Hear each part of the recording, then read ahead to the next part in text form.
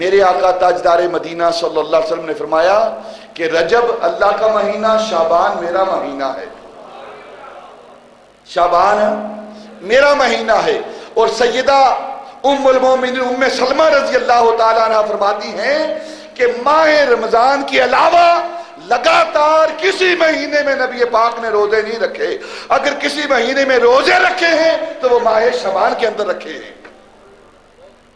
اور ماہ شعبان کی 15ویں رات آتی ہے، سیدہ عائشہ صدیقہ رضی اللہ تعالیٰ عنہ آپ فرماتی ہیں کہ ماہ شعبان کی 15ویں رات ہے، جسے ہم شب برات کہتے ہیں، لیلۃ البرات کہتے ہیں۔ میں نے وہ رات، سیدہ عائشہ صدیقہ فرماتی میری باری تھی، نبی پاک میرے حجرے میں قیام فرما تھے، جب رات کا ایک حصہ بیت چکا تو میں نے اپنے بستر کو ٹٹولا تو میں نے اپنے آقا مولا کو اپنے بستر پر نہ پایا۔ اور پھر آپ خود فرماتی ہیں کہ ہمارا بستر، سیدہ عائشہ فرماتی ہیں ہمارا بستر کوئی مخمل کا نہ تھا، کوئی ریشمی چادروں کا نہ تھا، وہ اونٹ کے بالوں کی ہماری چادر تھی جس پر ہم سویا کرتے تھے۔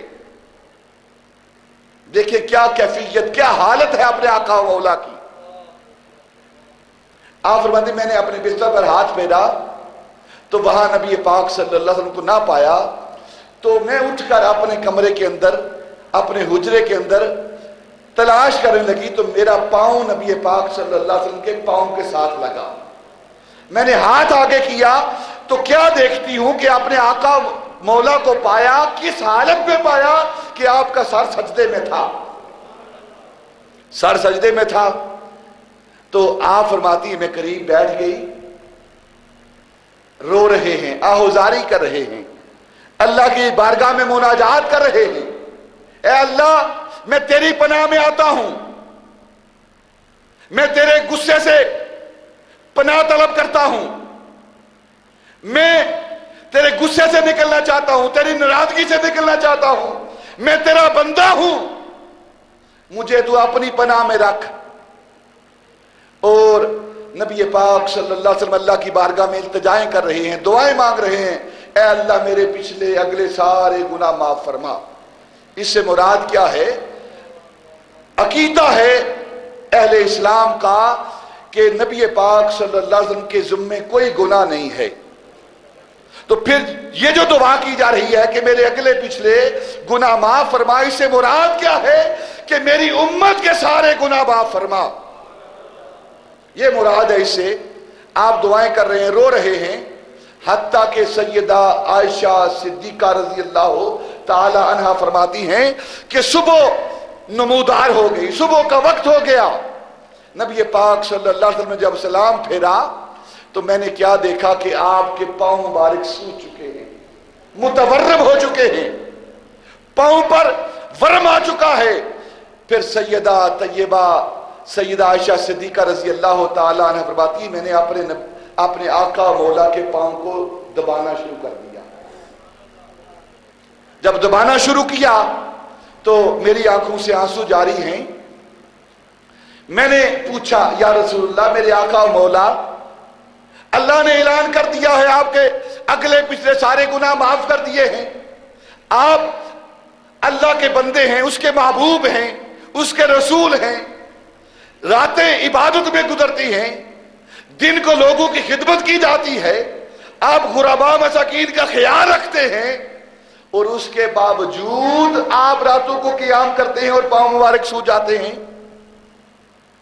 تو نبی پاک صلی اللہ علیہ وسلم نے فرمایا عائشہ کیا تو نہیں چاہتی کہ میں اپنے رب کا عبد شکور بن کر رہوں، اس کا بندہ بن کر رہوں، شکر گزار بندہ نہ بنوں اس کا میں، کیا تو نہیں چاہتی؟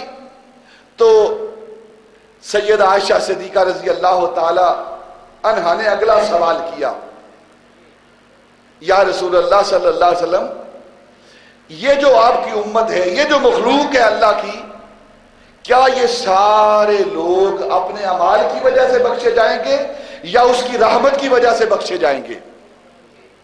یہ سوال سیدہ عائشہ صدیقہ نے کیا، احادیث بڑی پڑی ہیں۔ سوال کیا کیا یا رسول اللہ لوگ اپنے اعمال کی وجہ سے جنت میں جائیں گے یا اللہ رب العزت کی رحمت کی وجہ سے جنت میں جائیں گے؟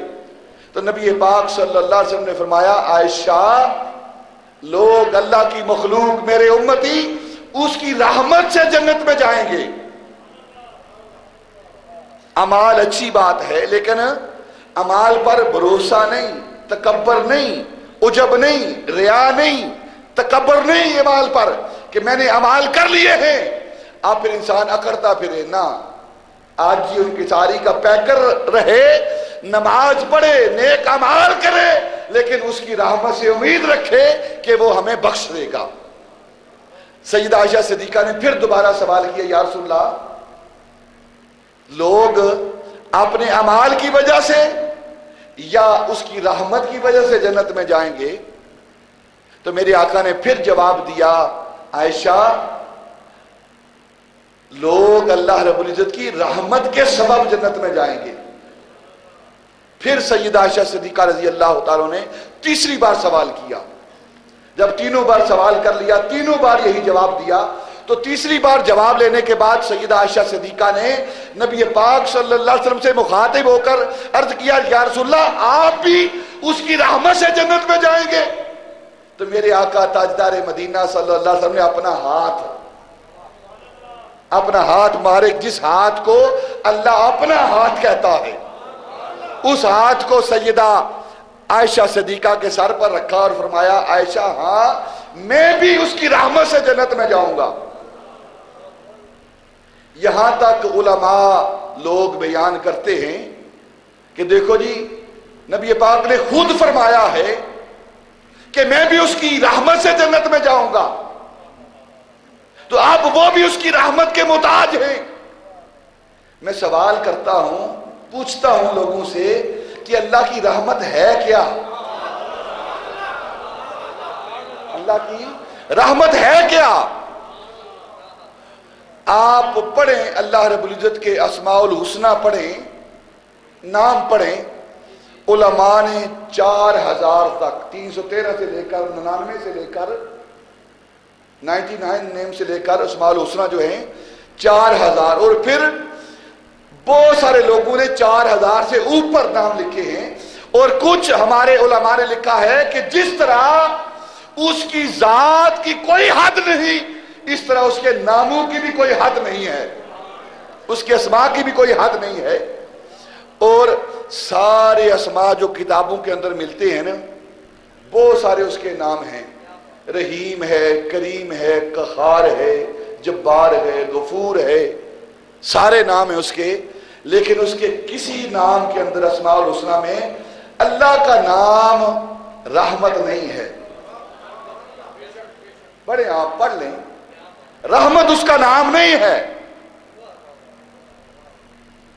رحیم ہے وہ، کریم ہے وہ، بخشنے والا ہے، رحمان ہے، لیکن اس کے ناموں میں سے رحمت اس کا نام نہیں، تو پھر رحمت کیا ہے؟